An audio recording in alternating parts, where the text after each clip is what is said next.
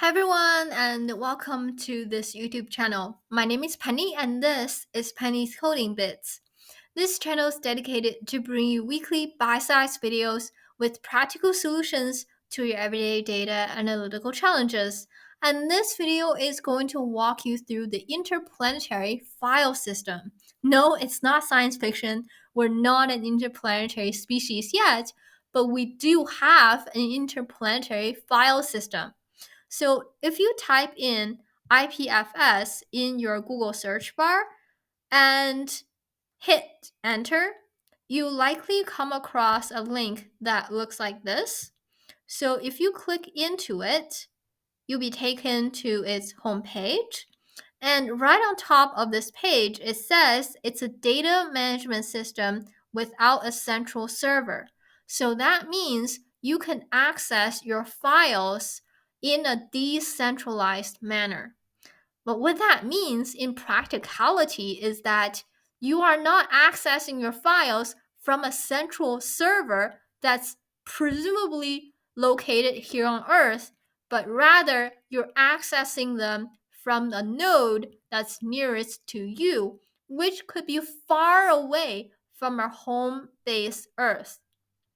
So for now, it is a critical infrastructure for our future space explorations. So let's see how it works. First of all, you need to go to its GitHub page and download the exe file for its desktop version. And once you have it installed, you will have something that looks like this. And for our purpose, I am just going to drag my PDF file into here. And once you have a file in the system, you can retrieve a CID that's uniquely associated with this file.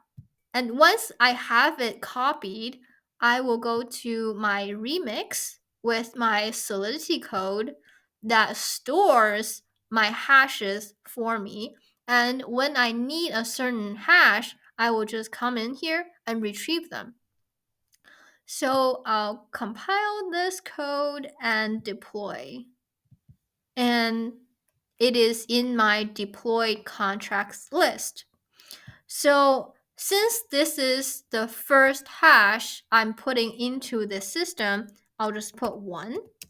And in quotations, I'll put the hash and close the quotation. And I'll simply push store document IPFS hash. And there it is stored because the document ID, which is 1, and the hash are both appearing in the log for this activity. And now I have it in the system. I can retrieve it and I can simply put 1 in the get document IPFS field and push the button to retrieve it. And there you can see that in the decoded input, I have the document ID 1, and in the decoded output, I have the hash. So once I have this, I'll just simply copy this and go back to my IPFS and put this here and make sure the quotations are off and simply hit browse, and it'll take me to my file. So this is high level how this works with Web3 in Remix. And now let's just have a quick walk through the code in Remix that stores the IPFS hash and retrieve them. So a critical algorithm to have in order to retrieve the correct hash is to map the document ID to each hash.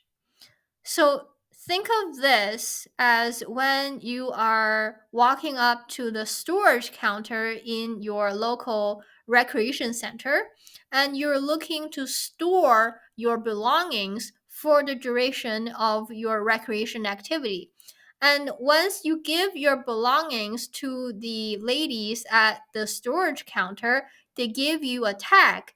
And when you come back, after your activity is done to retrieve your belongings, you give this tag to the storage ladies and they give back your belongings. So this tag is the document ID, and your belongings that you're trying to retrieve is your IPFS hash. And you need this hash to access your file in the IPFS system. And we also need a event emit code to update our IPFS hash when we want to store them. So think of the IPFS hash before you hit store to be a null value. And this event is being called when you hit the store document IPFS hash button. And what this does is that it updates the null value to the value that you have put into this field so that this hash is being stored into this system. So we can see that that is being called here in our function to store the IPFS hash of a document. And once you have it stored, you want to retrieve it.